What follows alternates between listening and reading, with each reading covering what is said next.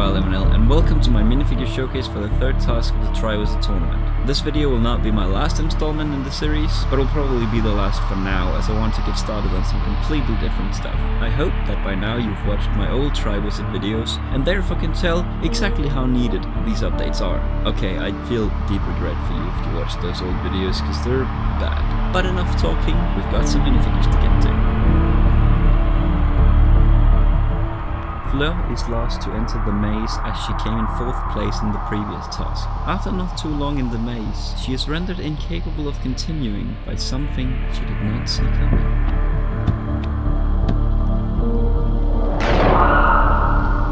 Fleur is the minifigure in the showcase I like the most, however. Though every minifigure isn't the most complex, this one was just a bit more fun to draw than the other two. The embroidered FD on her chest and the Bourbatong sigil on the back is the same as on the first task, but everything else is different. There are, however, other design elements that are repeated, and as I said last time, I really like the consistency throughout the different tasks. I went back to the ponytail for the hair, and it looks really good in my opinion. And lastly, as I've started doing a lot lately, I painted on shoes, which pretty much improves every minifigure.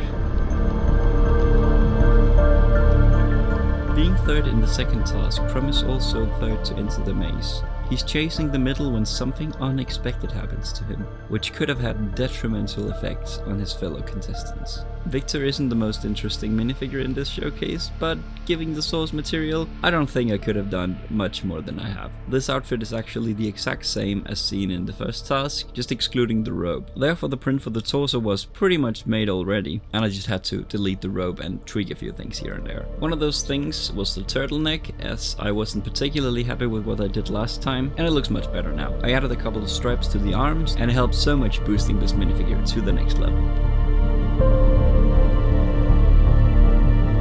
Diggory was first to enter the maze alongside Harry Potter. After wandering around on his own for a while, he encounters Harry again and they team up to fight a giant spider. After basically having saved each other's lives, they decide to share the victory and they both grab the cup.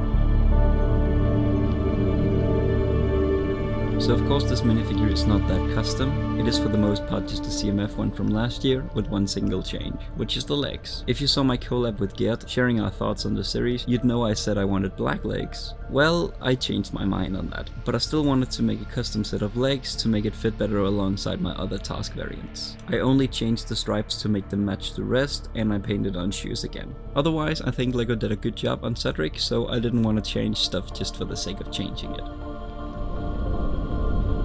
After grabbing the cup, Harry and Cedric are teleported to an unfamiliar place. Harry's scar starts hurting like mad, and then the world is ripped apart.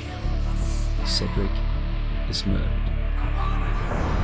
As I was making this custom Harry, I wanted to get it looking as close to Cedric to keep the consistency going. He was the very first I made out of all my second generation Triwizard minifigures, and it helped me get a feel for what I wanted to do for the rest of them. I really wanted dark bluish grey legs on Harry as well, but seeing as LEGO hadn't released medium legs in that color as I was working on the minifigure, I had to get a little creative. I basically just added decals to the front and the sides to cover up the blacks, and it looks almost perfect if you don't look at it from the back. Lastly, I know that LEGO also just released pictures of the next sets in the wave, which includes this exact outfit, so that's nice. But what can you really do? The ending of Goblet of Fire is probably one of my favorite parts in Harry Potter. I love how everything is just flipped on its head and the stakes all of a sudden becomes very real. I think that Cedric Diggory's death is one of the most tragic ones in the entire series, because of the suddenness of it. Most other characters who die know the risk of what they're doing and know that there's a possibility that they won't make it out alive, but Cedric just won the Triwizard tournament and then, out of nowhere, his life is just taken from him. So screw everyone who says they want to bring back all these other characters. You are all wrong. Anyway, I hope you enjoyed this video. It was certainly a lot of fun to make, and I really want to get more stop motion out there, so I hope this wasn't too bad. Next will probably be another mock video, and then I'll get more into A Song of Ice and Fire, which is something I really want to do, so I hope you'll be somewhat interested in that. As always, you can of course go check out my Flickr and Instagram to check out more stuff from me, and if you like my videos, you'll probably appreciate most of my work on there. So stay tuned until my next upload, which hopefully won't be too far off, and until then, LEGO 3x11L, signing out.